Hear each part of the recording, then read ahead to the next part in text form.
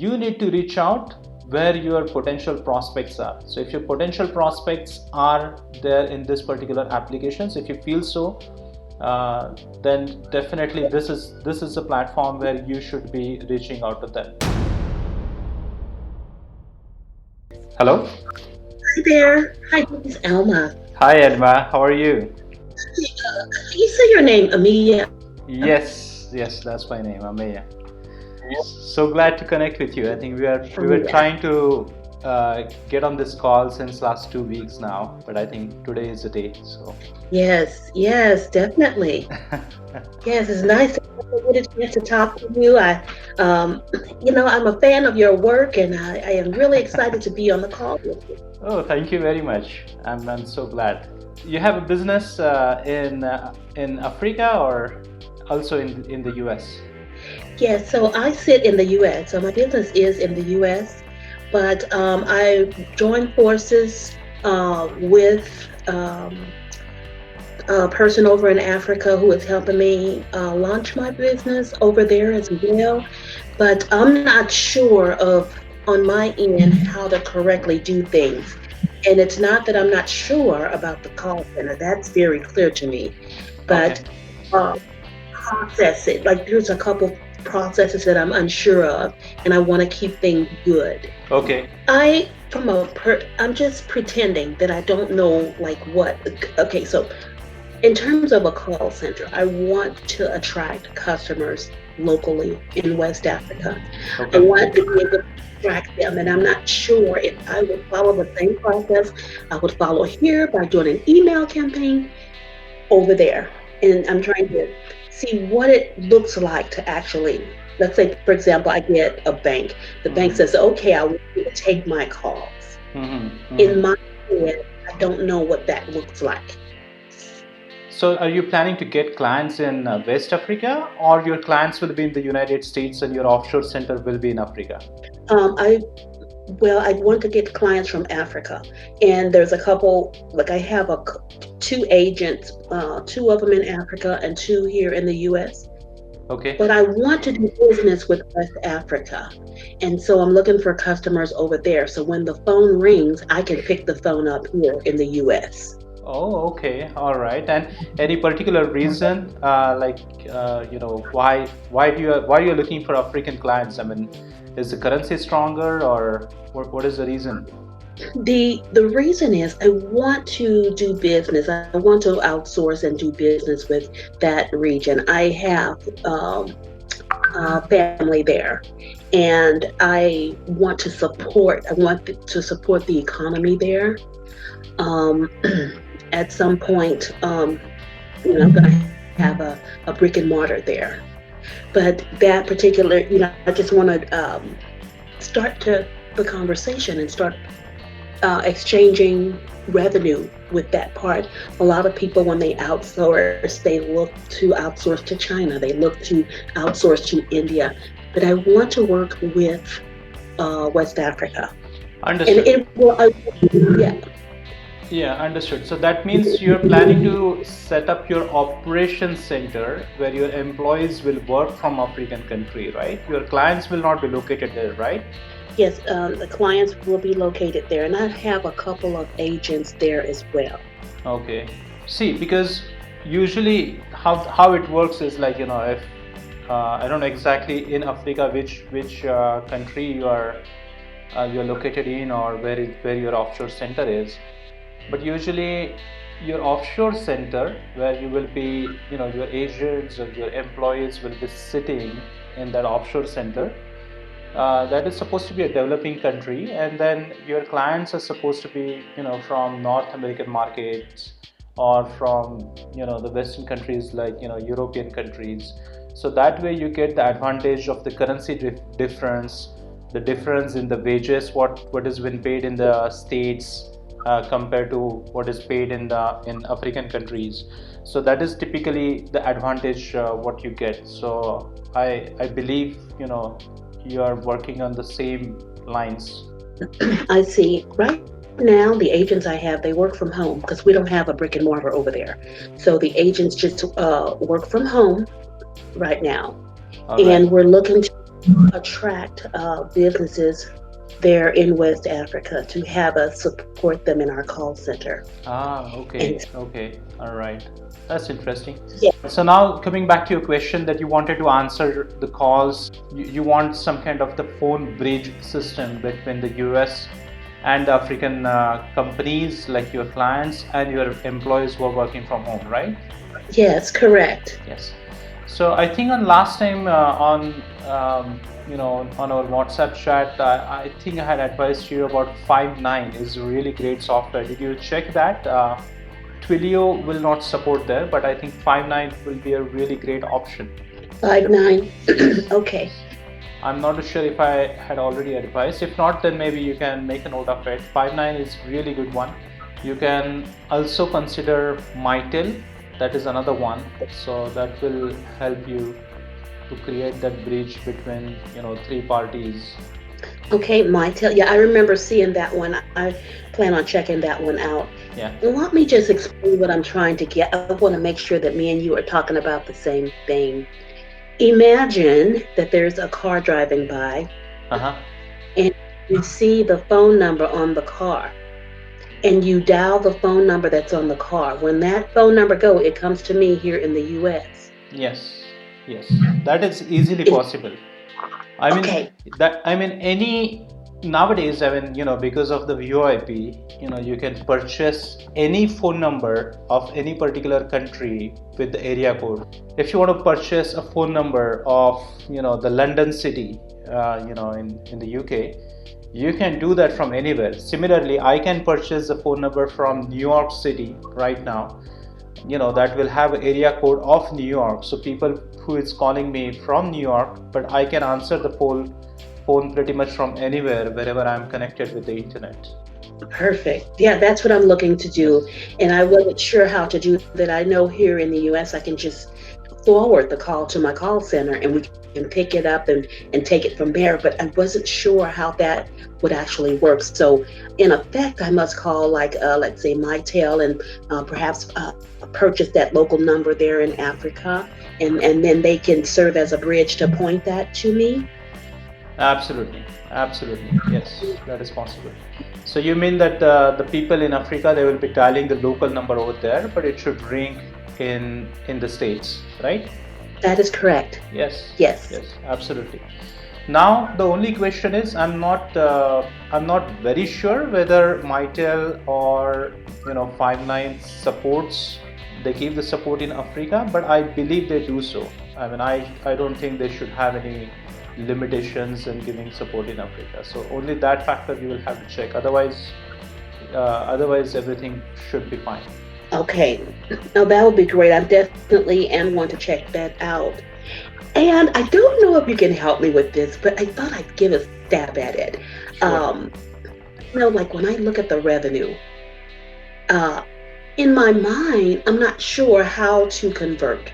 For example, on my website, if it costs $40 to do something, Okay. and then when the people over in West Africa see this, I don't know if $40 is feasible to them. I mean, like I don't know because one like 52 of US dollars is is 52 to their one Right. in the Right. country. Trying to figure out how to earn revenue because I to me that's weird and I don't know like how to convert that. And that may be out of your scope, but how do you do it? I mean, So if you want to change the currencies, I mean, you mean to say that the in the Africa they find your pricing expensive and you want to change the pricing, or you only want to change the currency? I want to make sure that I'm charging them what's fair to.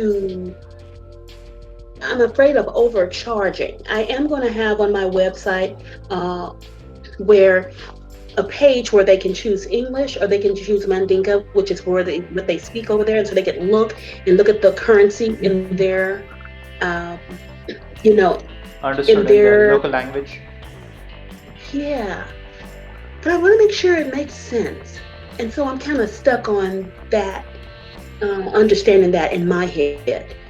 Um, Well, if you want to have completely different Pricing, then I think then entire thing will needs to be restructured because that's a total different pricing for the same product in a different country. So I think e-commerce should have this solution. So maybe your the marketing agency who's taking care of your website part, I think they should be able to integrate that.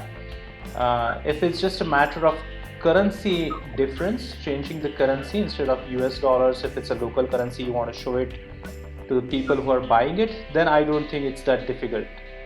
Okay, okay, that makes sense. Yes, but if you want to have completely different pricing for each country, for example, um, for the same product, then yes, there will be some more changes that will be required. So what kind of Okay. services you have online? I like what kind of product is it a product or there's those are services? It's just services because we have pay as you go. Some people just pay us a premium per month, and then they pay 99 cents per talk minute Okay. uh, for their services. And then you have people who are paying, they're pay as you go, and they pay one solid rate Okay. every year for the same thing. And we generally go with what the business needs are. And so some people, like for example, if they want us to do a outbound telemarketing campaign, they pay Right. us a base plus commission. So it depends on what the company need, what their unique requirements are. And Right. so Right. That's interesting. So what are the future plans? I mean, do you need any help? Like, how you're planning to scale it up? How many people are working at the moment? You said there are two, couple of agents working. yeah, right now I have 4 agents. I have two in the U.S. and then there's two in Africa, which I haven't really onboarded them yet because I'm unsure how to do it. But there are people there who need what we have. They need our services, and my job is to figure out how to get it to them. And when Right. I saw your, I figured, you know what, I'm going to ask because perhaps you could, just do that. And I think that we're going to do very well, especially with COVID and everything. I just Right. need to map out on the back end. Right. Right. Right. Well, yeah, I think handling the business operations or managing your employees through the softwares or giving the contact support to your clients through the IT systems or through the phone dialers and everything is not going to be challenging because the things have become pretty easy. I feel maybe with pandemic, the companies are in actual need of cost savings, and companies are willing to make their business operations efficient. Plus, cost it should be cost effective. So I think this is a time for you to scale up your business and grow from 4 people or 4 employees to 40 employees within this year, and that is absolutely possible. Absolutely. Thank you for that. It is. I have to figure out how to do it though. I think that um, marketing is going to be the key to scaling really quickly, to getting the exposure because 100%. we're very Right. small. And I haven't had a chance to really double down and concentrate because we have two small customers now. And I'm, working on a certification through Google, which I'll be taking on some of their customers. And so I'm an infant in this, but I'm going to grow very quickly, and I'm trying to make sure that I have the back end ready to receive the customer base that I'm going to get. So thank you for that. I think that that's going to be the case. Um, I'm just trying to map out the back end of everything. Right, right, right. Well, I will say that you have really great strategic advantage that you are situated in the US. Where are you located in the US? Which state? Georgia, Atlanta. Georgia. Okay, in the southern part. Okay, so you have really unique advantage, that you are situated in the US and you have a contact center in Africa. So I will say that if you're an African center, the employees, if their payroll or their monthly salary expenses, if they are less than anywhere between $800 to $900 per month, if that's is how much do you pay? I mean, if I can ask you, is it anything below eight or $900? It's more than that. It's below 900. It's below 900. So if it is, yes, if it is below 900, then if I'm in your place, then I would put my 100% marketing efforts in the states, because I'm sure that for a monthly salary in the US, the wages are way higher than what is there in Africa. So, but obviously companies would be benefited instead of paying their $3,500 for a month for the same job. If they can get it processed in half of the cost by giving the work to you, then that will be a great advantage. Absolutely. And I am, like you said, like the US, I am doing my marketing here. There's a lot of small businesses who need what I have. They just don't know I exist yet, you know? And Right, so right. I go after that through marketing. In fact, I was listening to one of your podcasts, Uh-huh. and you were speaking on you know creating the 5 videos how to solve those problems. I think you were talking about like getting clients, and uh, I you totally agree. I mean, just to say that one more time, I would say that when it comes to the marketing, I think the video content is the most popular in this decade. Instead of reading the blogs and articles and going through every single word what is written on the website, people actually love watching videos. So if there is any way that you can create multiple videos helping people how your business can help them to cut down the cost, to make their operations efficient, or to scale up their operations or scale up business, how to handle the seasonability in the business, like when the Christmas is coming, how they can handle the work pressure. So if you can actually create multiple videos, and if you can create the content, people would get value from it, and they would come to you. So instead of you going to them, they would come to you and they will ask you to help them in their business.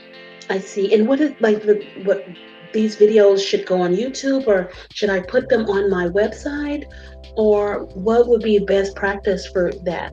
It should be on 4 platforms. The very important one I will say is LinkedIn and YouTube. These are two extremely important platforms. Why LinkedIn is because LinkedIn is a professional network. So, like in case of me, I have around 15,000 connections on LinkedIn. So, if I see your video and even if I just share it, 15,000 people are going to watch that video. And those are all CXOs and the executives and decision makers of the businesses. So, those are all, actual decision makers in the business. And why YouTube is because YouTube is a search engine. Whenever people have queries, when they want to find something, they either go to Google or they go to YouTube, and they put their queries. And ultimately YouTube is owned by Google, so it's owned by another biggest search engine in the world. So anything that you actually upload in YouTube, it's going to be popular for another 10 years. People are going to watch if it's a value added content. Okay. So Yes. I do have a few videos on YouTube, but I don't have any on LinkedIn. I will, you know, thanks to this information, be putting them on LinkedIn. absolutely. Absolutely. You should put that on LinkedIn, you should put it on YouTube, and then give the backlinks to your website. So when somebody goes on your website and he's reading an article, how so and so thing, how the African businesses can help American businesses to do so and so thing, then they can actually see the backlinks of the videos and more content what you have written there. Now, when you are uploading videos on YouTube, let me emphasize it's there is a proper studied way, there is a proper organized way to do it. So it should not be just filming a video and uploading it there, but if you can do it through some experts, or maybe if you could hire somebody, or if you could learn it, then that's going to give you much better results. I see. I believe that because I know, like, doing the marketing part of the call center and trying to manage the call center, that is for me that's a challenge, and it's something that I want to work on doing better. The thing is, we're really small, and so I'm able to handle it right now, but Right. I it's getting out of hand already, and so you're spot on that, and so it's definitely something I must look into? If I'm in your shoes, there are two ways I will do it. One is that maintaining the entire database of the American companies, maybe two industries I will select in the US, and may create a database or purchase it from some of the websites like DNB Hoover or Lead 411. Purchase a database and set up CRM automations and contact everybody to let them know about what services do you offer. So that way you can reach out to your potential prospects. And the second way is that which I just explained you, by creating continuous, like really value added content, contextual content, so people can actually read and they can come to us instead of we reaching out to them. So these are two effective ways, definitely.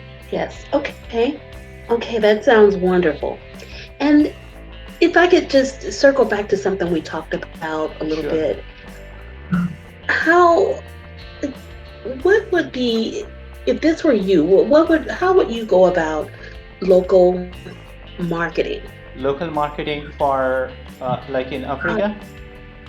yes, to get customers. All right. And for the same business, right? Like for the call center or BPO business. Yes. Okay. So I will say that one thing is really common.